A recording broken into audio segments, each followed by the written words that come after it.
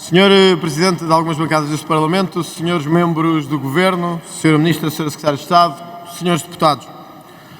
O último relatório que conhecemos em matéria de imigração dá-nos conta de cerca de 1 milhão de imigrantes em Portugal. 1 milhão de imigrantes legais, claro, porque não sabemos, à data de hoje, a quantidade de imigração ilegal que persiste no nosso país. Mas há alguns dados que sabemos já.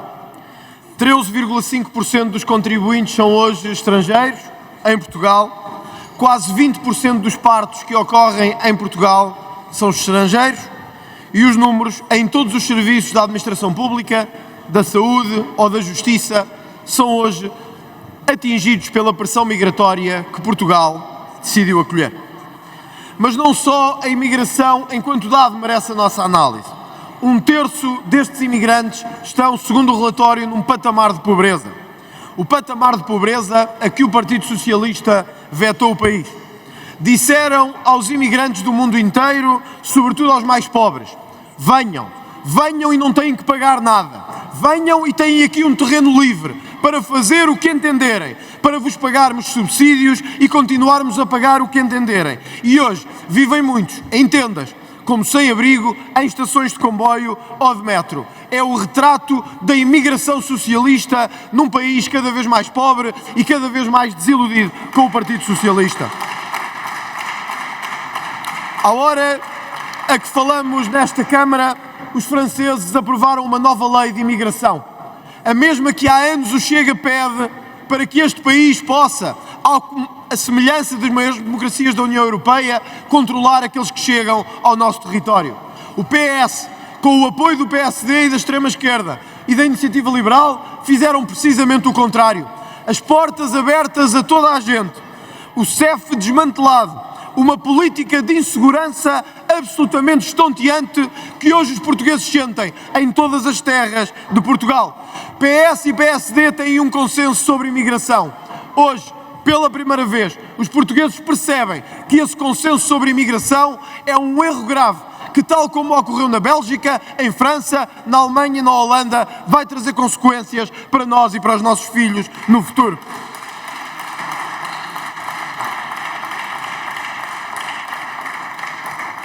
Os sem-abrigo aumentaram 80%. A Europa e o mundo são sujeitos a um novo risco de terrorismo como nunca se viu na nossa história com o conflito israelo-árabe. E mesmo assim, o Parlamento português abre portas a todos os que provêm da sua origem no Médio Oriente ou do Indostão, admitindo, potenciando e aceitando que um dia os problemas serão para outros resolver. Não serão. E tudo o que ocorrer em Portugal, fruto de fronteiras inseguras, será apontado como responsabilidade à extrema-esquerda e ao centro político deste país. No último relatório dos Serviços de Informações, dava-se conta de que 1000 elementos do primeiro comando da capital operavam agora em Portugal. Sim, senhores deputados, aqueles que vocês permitiram que cá pusessem os pés, aqueles que vocês quiseram deixar entrar sem qualquer controle, são hoje uma ameaça para os nossos homens, mulheres e crianças e são hoje os maiores traficantes de droga da região de Lisboa.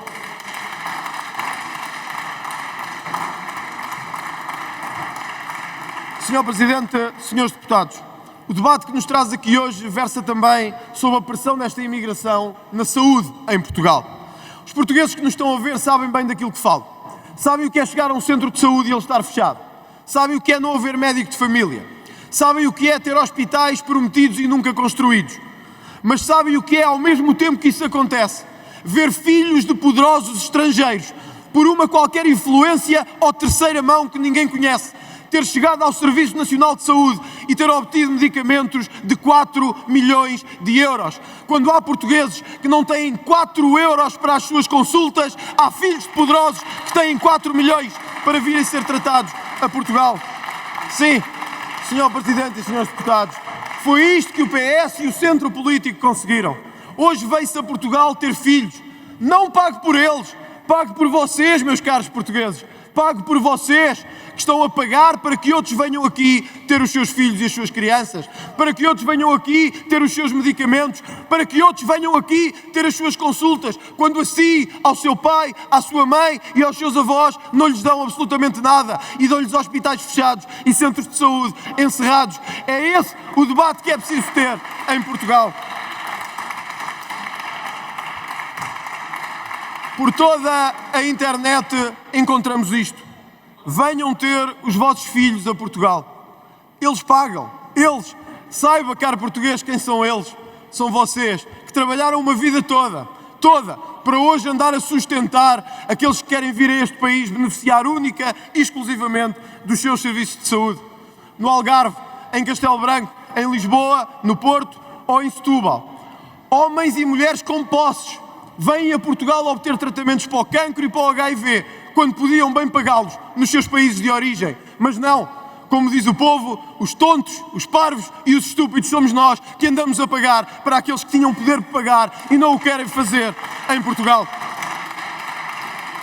Senhor Presidente e senhores deputados, talvez estas verdades custem a ouvir à democracia portuguesa, mas elas têm que ser audíveis, como audível tem que ser a voz dos milhões que pagam um sistema que não funciona e ao qual não lhes dá acesso. As gêmeas brasileiras obtiveram a nacionalidade portuguesa em 14 dias. Se este número de 14 dias não nos envergonhasse, devia fazer pensar aqueles que hoje ainda sentem o que é ser português.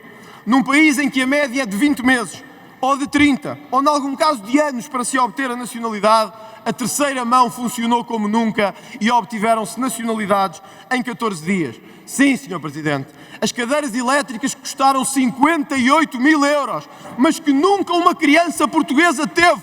Pago por este sistema de saúde, só nos devem envergonhar a todos à medida que o país avança para uma nova escolha. Sim, Srs. Presidentes e Srs. Deputados, estas gêmeas brasileiras tiveram acesso a cadeiras que nunca crianças portuguesas beneficiaram até esta altura. Se isto está de bem convosco, se isto está de bem com a nossa consciência, é porque há muito tempo perdemos o coração que nos faz sentir portugueses e o orgulho que temos nesta nação que ajudámos a construir. O Sr. Deputado tem de concluir. Vou terminar, Sr. Presidente.